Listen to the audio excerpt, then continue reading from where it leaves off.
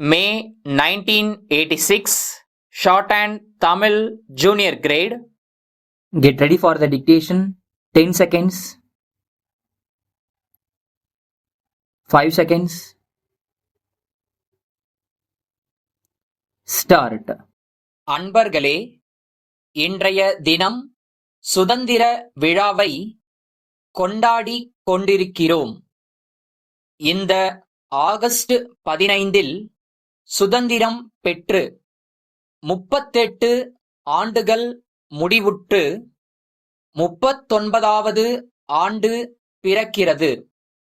200 ஆண்டு காலமாக ஆங்கிலேயருக்கு அடிமைப்பட்டிருந்த இந்தியா, மகாத்மா காந்தியடிகளின் தலைமையில் பல அகிம்சை போராட்டங்களை நடத்தி சுதந்திரம் பெற்றது. சுதந்திரப் போரில் எண்ணற்ற தியாகங்களை நாம் செய்ய வேண்டி இருந்தது.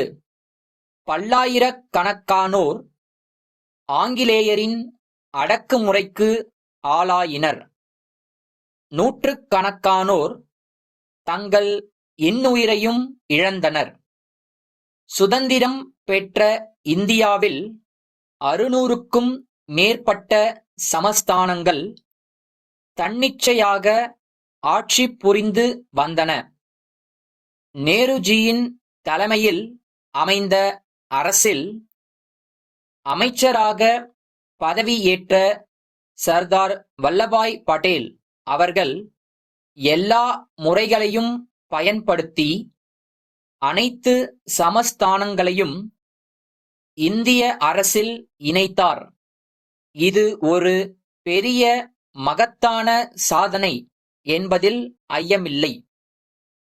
சுதந்திரம் பெற்ற இந்தியாவில் எல்லா மக்களுக்கும் எல்லா வசதிகளும் கிடைக்க அரசு பல முயற்சிகளை மேற்கொண்டது.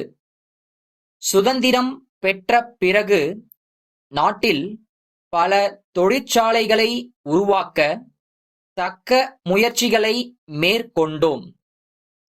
நட்பு நாடுகளின் உதவி கொண்டு பல பெரிய உருக்கு தொழிற்சாலைகளையும் சிறிய சிறிய தொழிற்சாலைகளையும் ஏற்படுத்தி நாட்டு மக்களுக்கு வேலைவாய்ப்பு பெற்று தந்தோம் என்பதை இந்தச் சமயத்தில் சொல்லிக் கொள்கிறேன்.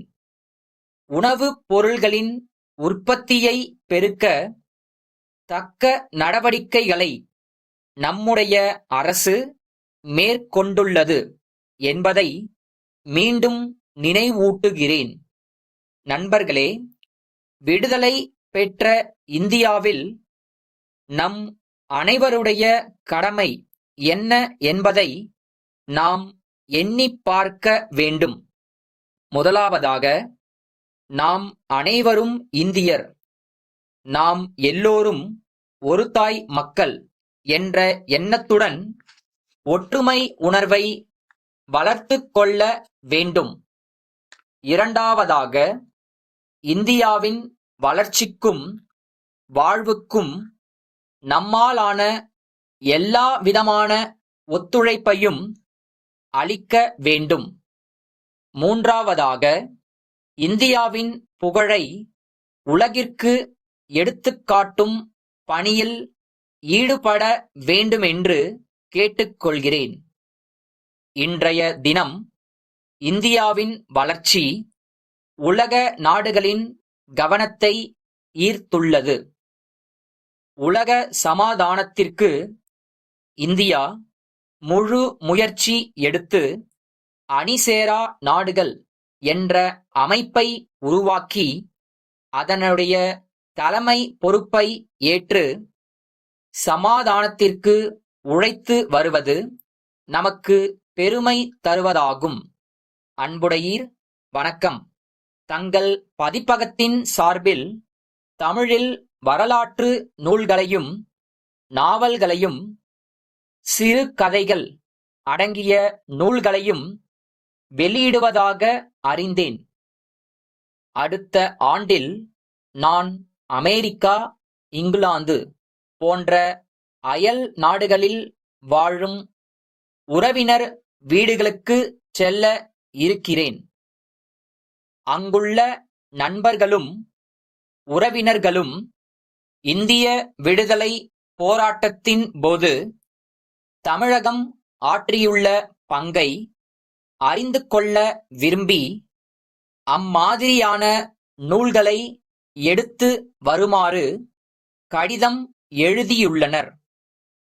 தங்கள் பதிப்பகத்தின் சார்பில் வெளியிடப்பட்டுள்ள விடுதலை போராட்டத்தில் தமிழகம் என்னும் நூலின் 50 பிரதிகளை மேற்கண்ட எங்கள் முகவரிக்கு கூடிய விரைவில் அனுப்பி வைக்குமாறு கேட்டுக்கொள்கிறேன்.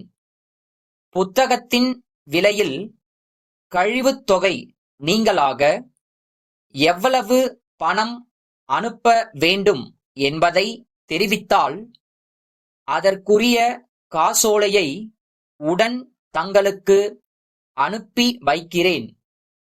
தங்கள் அன்புள்ள மதி.